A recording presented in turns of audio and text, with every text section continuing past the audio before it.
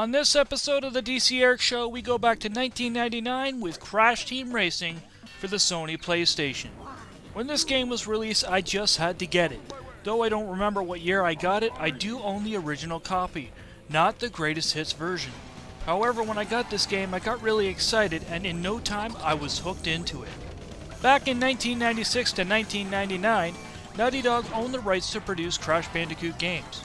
Of course, Naughty Dog only develops games for Sony Playstation, which meant Crash Bandicoot would become somewhat of a mascot for the Sony Playstation.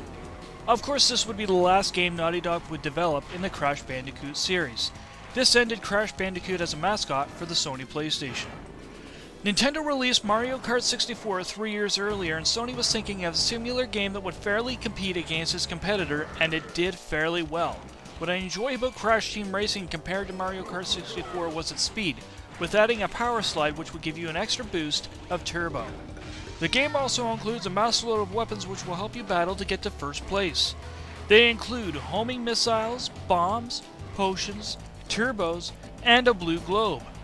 You can collect up to 10 fruits from driving through fruit crates. This will make your weapons more powerful and make your kart faster. I wasn't the only one to enjoy Crash Team Racing. My sister and brother enjoyed playing it as well. Another cool thing about this game is it supported 4-player multiplayer, so me, my sister, and my brother would compete against each other. Multiplayer mode contained identical features that Mario Kart 64 had, but added onto it. Of course, there's a Racing Cup mode where you'll battle 4 tracks to compete for the cup. Then there is a battle mode which will allow you to customize how you want to battle your friends. Customizations include point limit mode, which will allow you to select from 5, 10, and 15 points. Whoever finishes with the most points wins the battle. In time limit mode, you select between 3, 6, or 9 minutes. Whoever has the highest points in the selected time wins the battle. Life minute mode will allow you to choose from 3, 6, or 9 lives, and a selectable time of 3 or 6 minutes. You can also select Forever, which will have unlimited time, so whoever finishes with the most hit points in the given time wins the match.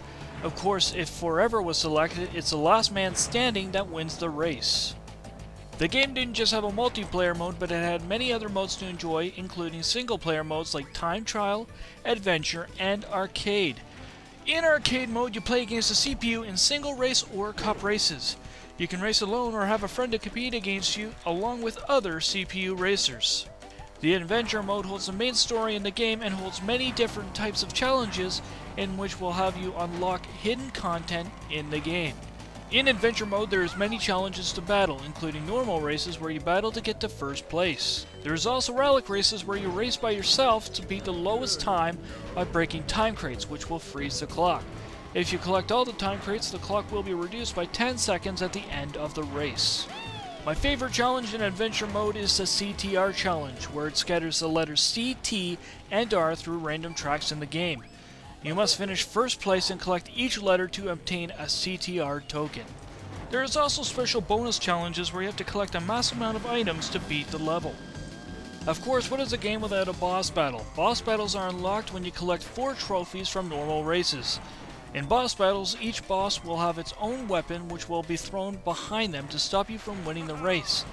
A boss, however, can't throw anything in front of them, making it easier for you to win the race. I really enjoyed this game a lot, and of course back then the graphics in the game were really good for an old PlayStation game. Of course, like most PlayStation games, it does have that gritty artifact layout which was probably to increase frame rate. The sound in the game was also nice. Each music track sounded great for the game, and characters had their own speech banks. Also, you have the usual kart sound effects along with a dozen more sound effects for other things in the game. The controls have the odd slip-ups, but nonetheless are pretty consistent and will keep you playing for hours. There is hidden content in the game which includes hidden characters, hidden tracks, and other hidden gifts. However, the hidden characters cannot be used in Adventure mode.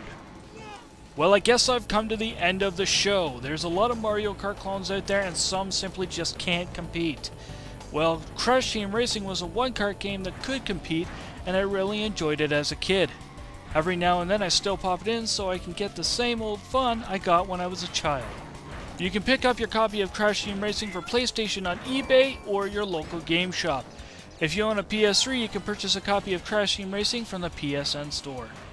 You can get the sequels Crash Nitro Kart and Crash Tag Team Racing for Xbox, PS2, and GameCube. You can purchase them from eBay or your local game shop. I only tested Crash Nitro Kart and I didn't find it as enjoyable as Crash Team Racing. I heard Crash Tag Team Racing was less enjoyable than the previous games and didn't have the difficulty people were looking for.